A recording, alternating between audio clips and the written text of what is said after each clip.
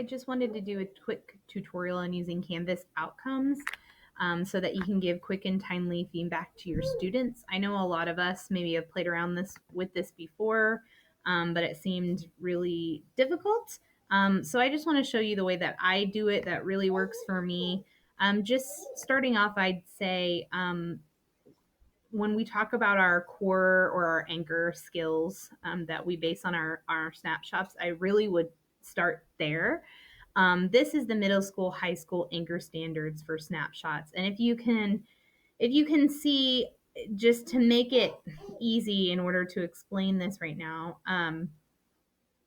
you can look at the first and last as being able to read and understand and draw out the central messages. And then the middle two focus on making inferences and critical thinking and producing clear and coherent responses that are well structured.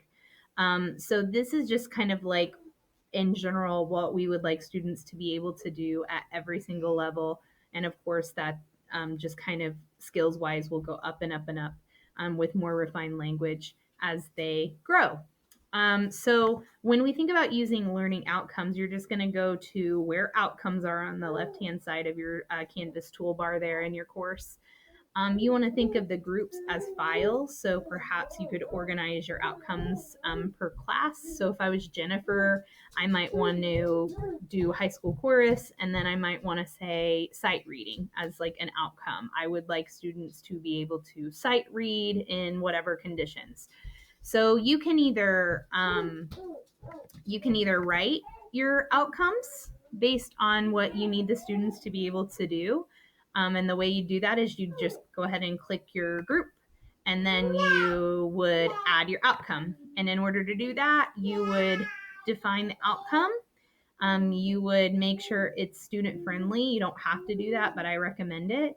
And then you'd set your rubric. So for this rubric, you can have does not meet, meets, or exceeds. But if you would like to have that 4 point, like that we're encouraged to do, you just would insert a component, does not meet, and then maybe approaching, meets, exceeds. Now, you don't have to do this on a 5 point scale. Here, we're saying we have mastery at the meets expectations. I do want to point out that when you actually add this to a task, you don't have to use the points from this rubric at all. Okay. So you could just use it to give timely feedback to your student. I like to leave it at decaying average because that kind of is a great combination of the number of times that they've done it and then the highest score that they get. So I'm just going to leave that there, and then I would click save.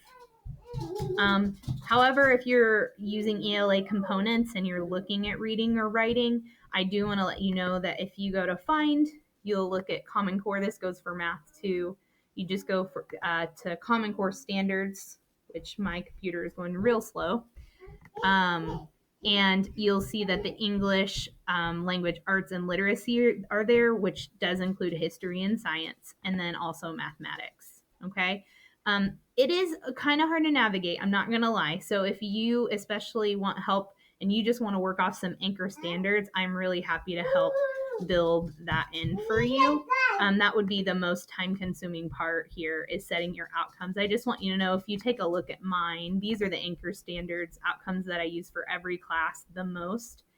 And these are based right off of our anchored MLA high school alignment. So the first and the last are the reading ones, and the middle ones are introductions, transitions, conclusions, and evidence. So they're really just directly based right off of what our anchor standards are.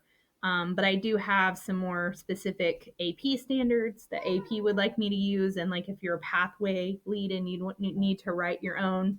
That being said, anytime that you're given standards for a class like with AP, it is pretty easy to copy and paste language to create these outcomes.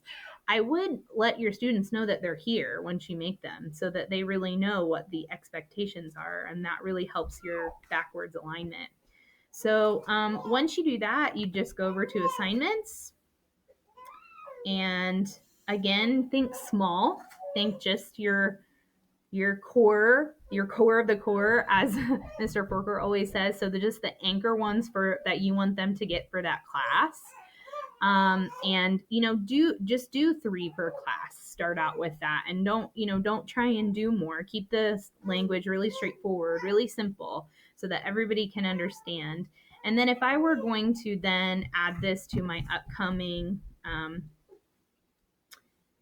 annotated bibliography assignment, then I would just go to the bottom after I've got that assignment created. Sorry, my computer's pretty slow. And oh, there we go. I've actually already got the rubric attached, so that doesn't really help. But on this rubric, I've got my identify and describe the components of a rhetorical situation, because this is a AP class and that's an AP standard. And then explain how an argument demonstrates understanding of an audience's needs. And I've actually, when I incorporated this rubric, there's options to build it in, and I unclicked the points because I just want to use this to give them feedback. And so that really helps. But let me show you on another assignment that doesn't already have a rubric, then how to build that out just really quick. Not that I can go that quick with this computer, but I'll do my best. Hey, Sullivan. So let's just do developing an opinion statement. And let's say I want to add a rubric to this. And I can just delete that because I've already made my outcome. So I just want to find outcomes. And then once my outcomes load here, I'm sorry, this is supposed to be quick, but my computer is not that quick. Then I'll just go to then my anchor standards. And for many assignments, we're only going to be looking at like one outcome, right? So unless it's summative, we don't maybe want to see all that. But maybe what I want to see is that my students provides a concluding statement or section. So so obviously that's not what they wanted. Maybe here it would be better if I asked them to cite thorough textual evidence, or even better to introduce a topic, because I'm asking them to write an opinion statement. So I'm going to import that one. Now it's there. I have that 5-point scale, but if I don't want them to see that, then I'll remove the points from the rubric. They can see the language, and then right now you'll see the title of some rubric, so I'll just put opinion statement instead. I can also, and then I can create the rubric.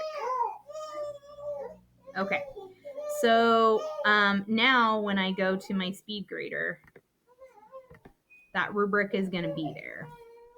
And when I go to assess my students' work, all I have to do is click rubric, even though this has already been graded, and I can tell my student how they've done, and with really timely, even in more detail if in my description of the outcome that I can also write specifically what qualifies as exceeds, meets, and those things in my description if I'm writing the outcome. But they can get that language of what this outcome is there. So I hope that helped. One little last thing, and if I could do it quickly, if you want this to go to a Learning Mastery gradebook, all you have to do, and then so it would basically show how students are gaining mastery over time. The more that they do this skill, the more that you attach it via a rubric to the task. You just need to go to settings, feature option, and then click on that Learning Mastery gradebook and student Learning Mastery gradebook, because it does not do that automatically. Okay. So I hope this helps, and I'm really happy to help write